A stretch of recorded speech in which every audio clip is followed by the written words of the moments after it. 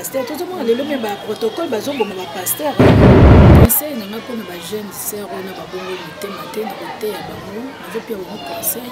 ba bongo la mitema sokoni ke ti lelo zo demire na ba vie ande wana luka ba sali na nzambe po o changer o bongo la mitema vraiment ba maman oyo nani baby valeur na bango ya kibo maman te bo changer ba comportement koliaka ba mbongo ya bato eza bien te oza sœur salela qui sert en Christ.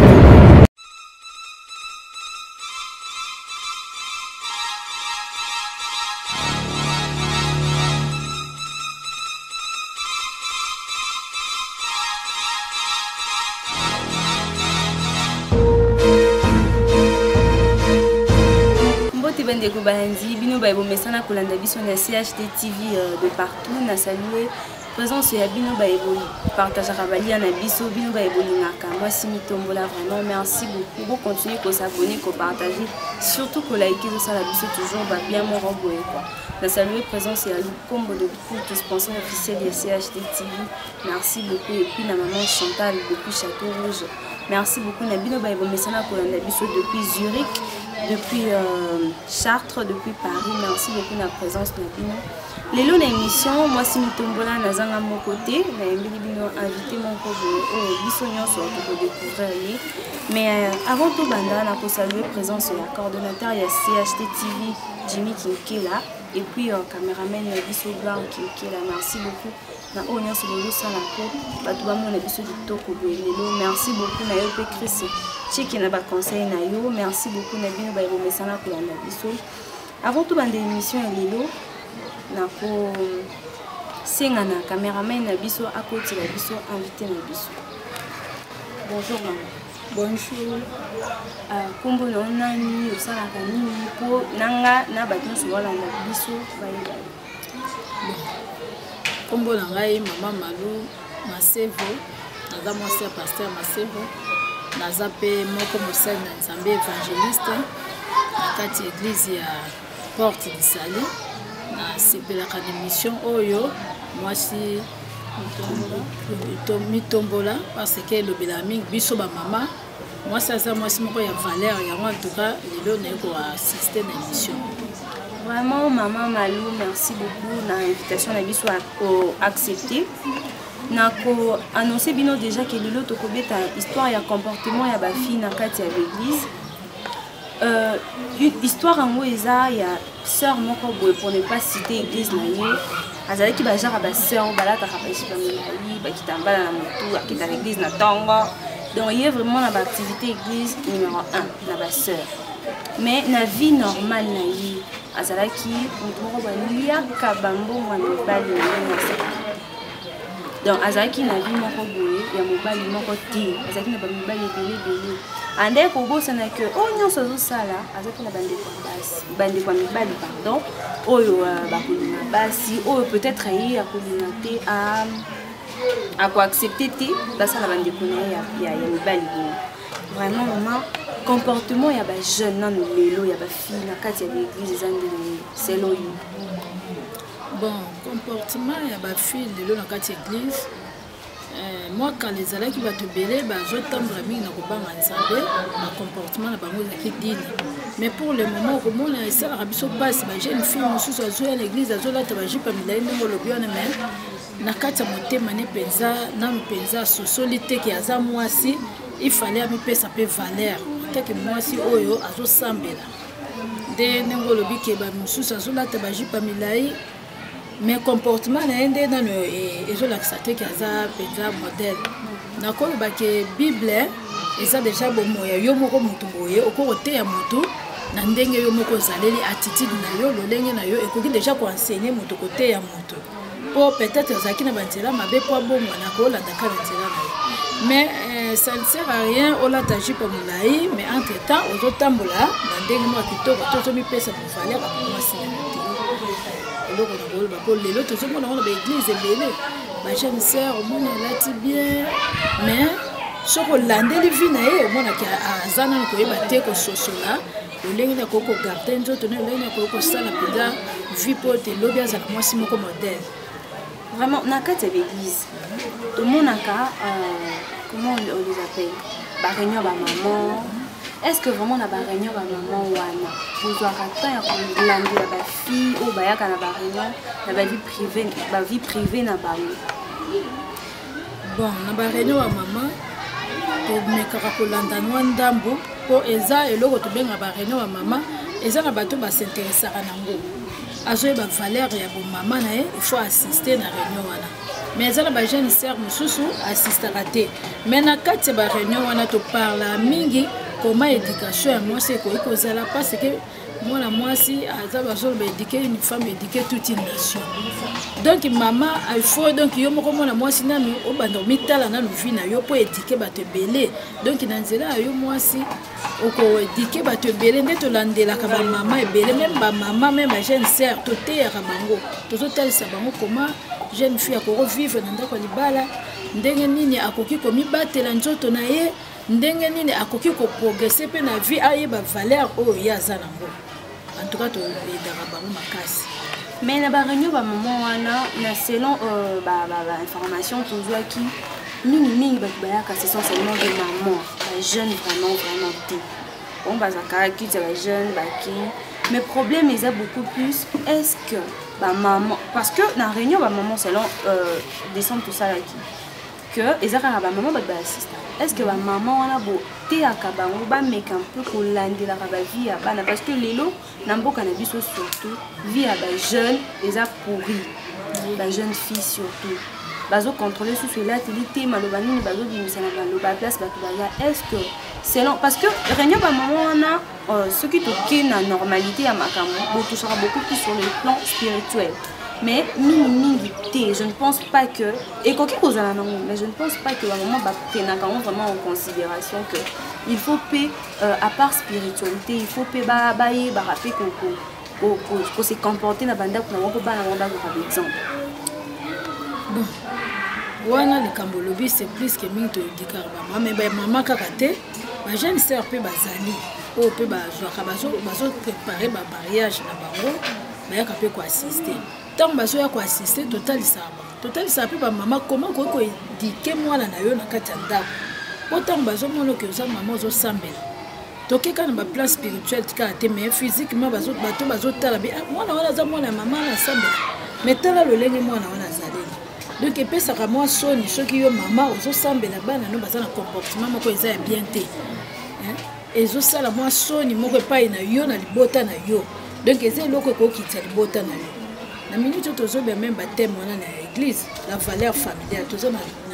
séminaire mo tozo lobela comment okoki ko éduquer bana na yo parce que likambo o éducation et uta kabisa so ko éduquer pas na famille na ote o raté yango aucune école so ko raté une école troisième nini point ezala mingi na kati église alors yango to sala que fort comment ko éduquer ba jeune sœur o bayaka mais ba o bayaka te ba parents o bazana bana na bango bazo se comportement to terre ba total sara bango comment ba koki ko solola na bana na bango pona ko sunga bango pe bazonga na nzela ko soki baza bien te za sonia ba parents. Mais toi apprendre les sous que mingi les akara ba parents na bango ba batinga ba bango na ba mabe wana bon ezana ba parents mususu batinda bana ba bango mabe wana parce que bina ba socialité vie hein oyebi ke vie ezaka moko tango yozo tinda mwana wana na mabe ozo te ya ye nini bible ezo ba biso na proverbe 22 verset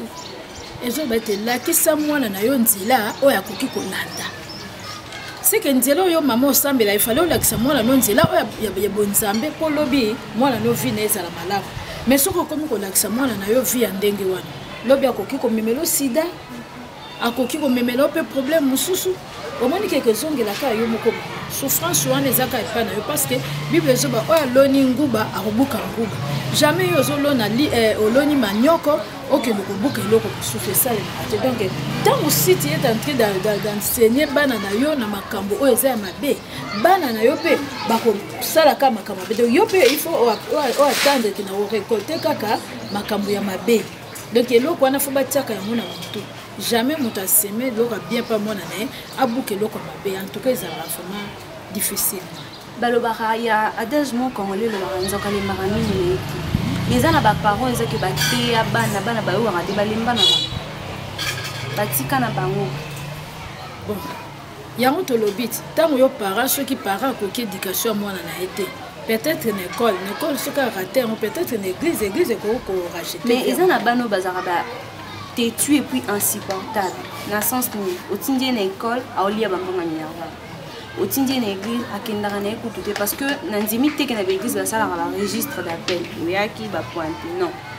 otindi na ndako déjà arate éducation na école alingi tazolia bambongo mais omona baparent mosusu baabandonne na bango bakomi obenga mwana ngo dirait malédiction pendant que bible elobi que mwana aza bénédiction kuti mpa nzambe. Ok, ça c'est vrai. Bana ebele tozomona bango eza ndenge wana bamosusu baparent bango basala effort bakoka te mais au moins biso bato tosambelaka bible ezoloba na biso ete na makasi na biso moko tokokoka eloko moko te mais na nzela molimo santo nde tokokoka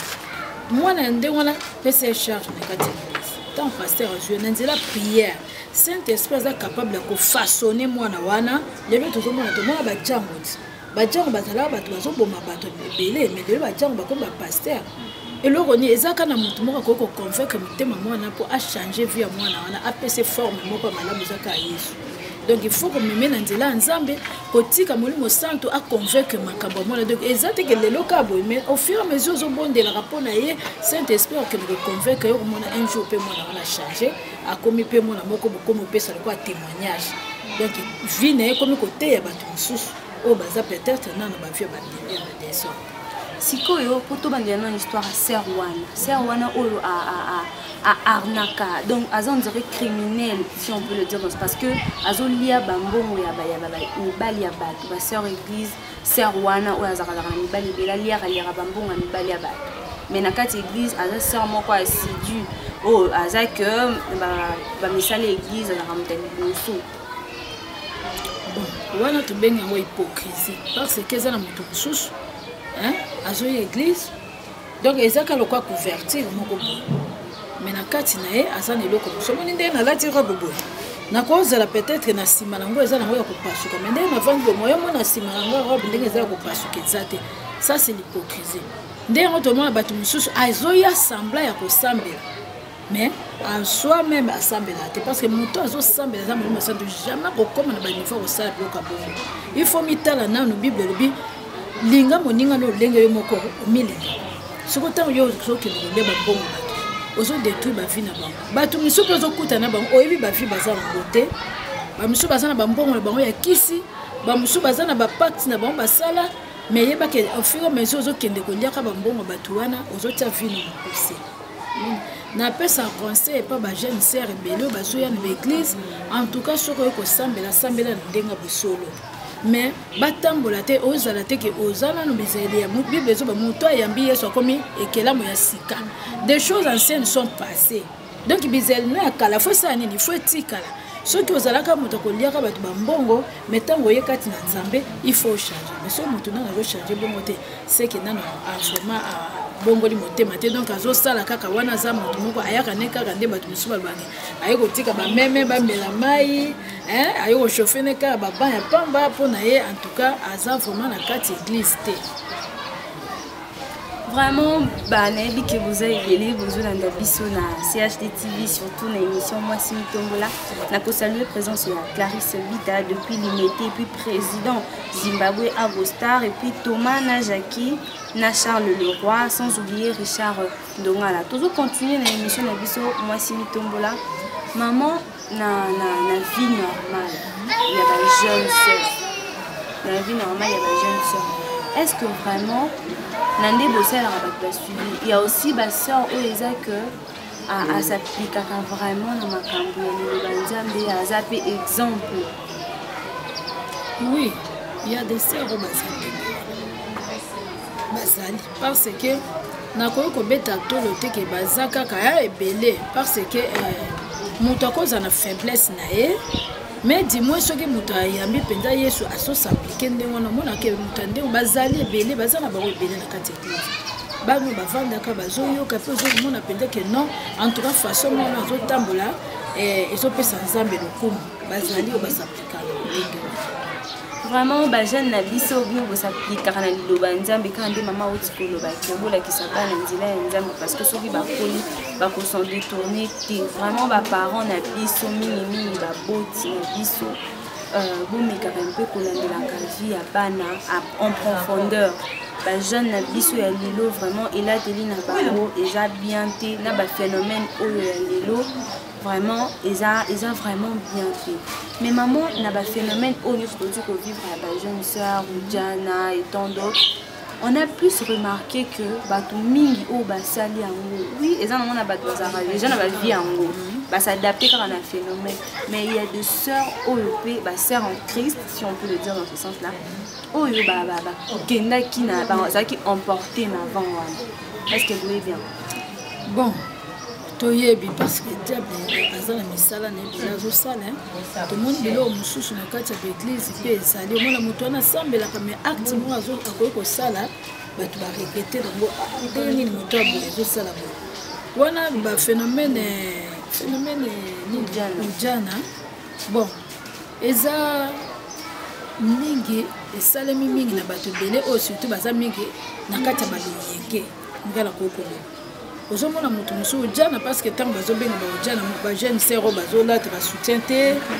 nde nalobaki ke mwasi mitombola bameyebi nanu te komitombola omoni kozala na bizela kolandaka te mpo omoni kaka moto asali boye ngai mpe nalanda ndenge wana non soki yo bapesa yo éducation ya malamu ya kozala boye kolinga te olanda ndenge bato mosusu ozomona parce que bato wana ozolanda oyebi bavi na bango te donc bato ebele tozomona ke eza nanu vin ya baloyenge loyenge wana ememi bato ebele nakende koluka parce que nazangi mbongo nga mpe nakota na lire wana non en tout cas mpona mwana nzambe eza vraiment kitoko te ntango eza mwana nzambe ifo ozala modele ndenge tozoloba wa okomprendre nano kibo mwasi na yo ngai eloka liboso ba kibo mwasi parce que mwasi soki yo okomi kolata bongo wana okomi lokola marchandise okomi lokola marchandise ya bato mais soki oyebi valeur na yo na éducation oyo ozalaka nango en tout cas je ne pense pas que okoki okende na banzela ya baphénomène na ndenge wana ke ozala lokola baujana mais dernièrement ape na basœur oyo tobandaki kopense que babandaki kozala bakendaka église comme je venais de le dire bakendaka église basaplikaka vraiment na liloba ya nzambe mais basœur wana basali bapasteur na biso bacoup d'état on ne peut pas imaginer oyo eza que ils ont été victimes ya makambo oyo on a vécu dans notre pays donc ekomaki ntina niveau ya kodénigrer bato donc il y a aussi des sœurs oyo eza que oui asaplikaka na ye na liloba ya nzambe mais donc tu koloba surtout likambo ya hypocrisie bamosu ezalaka nango bango te mais pasteur ye moko asaprochaki vers la sœur parce que sœur amoni que bénéfice nange eza lisusu te asali nini comment dire ateki disque ateki disque na pasteur eloko nini okoyebisa na bapasteur wana eloko nakopesa conseil pa bapasteur ezali soki okomi pasteur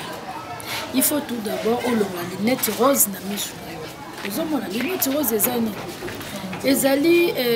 ntango bible ezoba ezai nzambe abengi ye mposa mosala ya nzambe ange ayaki afiniki ye mosu mapapu ya liboso afinikaki ye miso deuxième mapapu afinikaki ye serse na ye pour dire que ntango okomi mosala ya nzambe lufo luka ogarde serse na yo ndenge bible ezoba paul alobi je traite mon corps directement miso na yo nde bafinikaki ye miso se mpo amona so miso ya bomoto te mais akomi na miso ya molimo donc valeur te yaki bopaster na mpona nini balingi koapproche bana basi oyo balingi baventure mo baventure mingi or chaque fois ozosala baventure bongo oyebaki mosala ozosala eza mosala ya nzambe oyo bato ebele bakobika na nzela grâce oyo eza epai na yo mais il faut otambola alignement liboso na nzambe amoin ke moto akosela yo makambo soki moto akosela yo makambo ezala makambo so eza nango normal parce que diable aza rise tomoni mpe satana akosa eve ke moni mbuma wana liano yango ekosala eloko moko te motu mpe akoki koya influence mpe mwasi moko boye aza proche ya paster tozomona lelo me baprotocole bazoboma bapaster moni paster aza na innocent mais protocole aye koboma ye eza motu moko aye koinfluence ke tiela ye poison na kopesa eloko moko boye donc diable aza favoriser aye ndeti aye ko influencer Eve que non moni mbuma wana bolia na bino nsamba lobe na bino ba iza bete lia na yo eza kala mabete akoki koya kokotisa baide moko mabe baide wana yango nde sikoyo eza baplan diable de po atteindre mosala ya nzambe akitisa valeur ya mosala ya nzambe diable akoki utilize motu moko abimi ndenge wana abandi koloba mpe mensonge pour bato bakroire nango tout ça pour déstabiliser vie ya mosala na nzambe mais baoyo bakangama na nzambe en tout cas nzambe malgré le combat nzambe alongisaka bango toujours conseil nakopesa mpe basala na nzambe batambola malamu liboso na nzambe bazala kaka na crainte de Dieu batambola na alliance malamu fidélité liboso na nzambe quelque soit bakomba wana tozobengo eza bakomba parce que ntango diable ekobundisa yo eza mpo akweyisa ministère mais ntango yo moni eloko ndenge wana asenga nzambe apesa makasi mpo okoka kolonga makambo ndenge wana en tout cas conseil nakopesa na bango vraiment pasteur na biso boti kolanda ndenge mama apesi bino conseil vraiment parce que ye mpe aza moko ya baservante ya nzambe ya mboka na biso Congo vraiment outi kolanda ba conseil en tout cas faut faire très attention à l'entourage na biso parce que maman outi kolobango awa que le diable est vraiment rusé soko yebi ko sala na nzambe na bosolo en tout cas kanga maka na nzambe wana mais soko yebi ko sala na nzambe na ndenga bikuta vraiment mais quand un peu ko changer pour sauver ba âme nini o ezana entourage na yo je pense que toujours chuté toujours qui est déjà presque à la fin de l'émission maman conseil na yo pour na ba jeune oyo nani ba bongoli motema ba conseil ba jeune sœur conseil na nga pour na ba jeune sœur oyo ba bongoli motema te na côté ya bango nazo pia ba conseil ba bongola motema po ataka ka to weleli kaka te na vie ya lelo pona bongola motema fona bala tout ça non eza na salimu ko zo na biso eza le royaume ici Bible zo baba o ba bongola motema na bango te ba kota ko tsa donc eza malamu omi se préparer en tant que jeune sœur pour ba msuba ba ke na sala na no vie pona na ko mibangete na ko tango na ko mukolo nde na ko panda ko sambela or c'est une grande donc benaba eza erreur moko ya grave parce que lelo liwe ko kuta yo boy okozwa ta ya kobondela wana te kozwa ta ya kobongola motema te po okota na lolo yango na pesa bango conseil c'est le moment ba se préparer à venir na bango bandima Yesu na ba vie na bango ba changer pour lobby ba kota na bango la Bible lobby cherchez premièrement le royaume des cieux et biloko etika les aka matabisi nde to kozwa nzamba apesa biso matabisi mais ce qui est plus important muto abongola na motema en tout cas bandeko na ngai basi nazo senga bino ba jeune sœur bo bongola mitema soko moni ke ti lelo zo demere na ba vie ande wana luka basali na nzambe po o changer o bongola motema parce que Bible lobi koya na Yesu te yebi ambote okoko bakena ko bongola motema na 2022 tamu so 2022 on okomi komela te alors moni ke di felo ekoyamba yo facilement nzamba suka bango vraiment ko bayeba Yesu po so bayebi Yesu mariba mabala na bango pe ekozala malamu parce que baboyeba nzambe kozwa contrôle ba mariage na bango vraiment bandeko na biso na bobongoli motema te bouti koyoka message ya maman particulièrement Christelle Libabiston. Je sais que oyo qui conseille maman outi kopesa ceux qui n'ont bongoli motema te bandeko na biso bobongola motema Richard Mozino Nazuré que j'espère que peut okobongola motema ceux qui n'ont bongoli motema te bien sûr JP Mangwebo na Lucerne j'espère que yo peut okobongola motema ceux qui n'ont bongoli motema te maman to comme déjà presque na fait à l'émission de biso ya lelo bambote na yo bon mbote na opesa mbote pa ya molonga na ngai Pasteur Masevo Révérend Masevo zangu napesi mbote epa ya bana na ngai naza na bana ebele Sephora Bunzi bayaya na bango ba Serge Masevo bango nyonso wana baza bana naza na bana ebele en tout cas bana na ngai nyonso pe bana ngai église napesi bango nyonso bambote na bosani te chaîne na biso oyo pe ezosala émission oyo CHT TV napesi mbote epa ya oyo azali bongo motu ya makambo oyo mpe bato bacolaborateur na ye nyonso entoura nzambe apambola bino na émission oyo bokoba de progrès progrès mpo lobi mateya oyo échange ba jeune fille mpe bamama oyo bayeba nanu komipesa respect te komiyeba valeur ya bango ya bomama te en tout cas eloko na kosenga yango vraiment ba maman oyo nanu bayebi valeur na bango ya kibo maman te bo changer ba comportement kolia ka bambongo bato eza bien te oza sœur salela qui sert en Christ na yo parce que kolia lira bambongo bato ebite motoki ya moto place ni agenda ko za bambongo na bato so bambongo bakisi baza ni kanga bena kolia bambongo bato ngayo zo kumisela biso za sœur changer comportement parce que eza bien te. J'espère que tu commines à suka ya émission na biso ya lelo moi Simitombola na ko saluer bato nyonso o balandi biso na Zurich particulièrement African Shop Méthode na Zurich de maman Fati et puis sans oublier Audi Champagne na kati ya Zurich sans oublier sponsor officiel il y a CHD TV combo de Poutou na maman Chantal depuis Château Rouge respect na bino bino bosala biso tozala bato nyonso bazolanda biso nayebi ke boza ebele Rocky Mavinga na Paris Rigo Mukinzi na kati ya Chartres puis Charlie Moussoso na kati ya Chartres nayebi ke boza vraiment ebele. J'espère que numéro ya lelu et c'est ici bato nyonso bamesana kolanda biso en tout cas vous continuerez à partager à CHD TV yango nde moto esala ke CHD TV emataka toujours tokomi na suka ya émission na biso napesi bato nyonso balingaka Divine Tiala mbote napesi mbote na famille nanga mobimba famille Tiala sans oublier Juliana Ndombe Jason Carter Chris Landry Lufutu merci beaucoup na bino baye olingaka moi Simitombola avant tout cas émission lelo na kopesa merci na coordonnateur ya CHD TV Jimmy Kinkela nayebi kozana toujours na sima mpona kolandelaka toujours émission elekaka toujours bien fois et puis sans oublier yo mpe Gloire Kinkela cameraman à Zamba nde na misana kobenga ye merci beaucoup na bino nayebi ke boza ebele bamabanga kobwa toza ebele Perso Foupi, Sarael Foupi, Papa et moi Tiani, merci beaucoup Nabino, sans oublier mon grand frère chéri Anderson Tiala et puis Mariam Tiala Ali Kinanga et Papa Sintiala. Tokutani na prochain numéro mais na katara jamais émission à moi Simitombola sans que na sa merci. Nzambe de tata et sans que na sa merci. Boss de boss et puis na sonora plus ça merci donc. Longola ba pété nyonso mpona pesa ka merci boss na biso na net tout temps kombo na yeko yaza boss na biso na kati donc aza ba genre ba héros moko le balinga te tombola ka tombola donc mpona pesa merci beaucoup pour la conseil pour la promesse na yo na biso bana tokutani na prochaine numéro ya moi Simito.